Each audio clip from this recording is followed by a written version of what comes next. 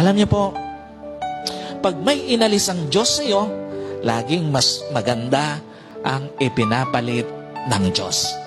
Maniwala ka, pag may inalis sa iyo ang Diyos, laging mas maganda ang ipinapalit ng Diyos. Pag may inalis ang Diyos sa iyo, laging kakumpletuhan mo ang ipapalit ng Diyos. At pag may inalis ang Diyos sa iyo, laging deserve mo ang ipapalit ng Diyos. At pag nagpalit na ang Diyos, ito na yung for life, mamahalin ka.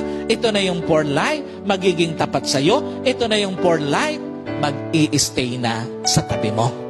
Ang kailangan mo lang gawin, gaya ng sinabi ng Panginoon sa Israel sa pamamagitan ni Isaiah, forget the former things, do not dwell on the past, see, I am doing a new things. Sabi ng Panginoon, kalimutan mo na yung mga nakaraan.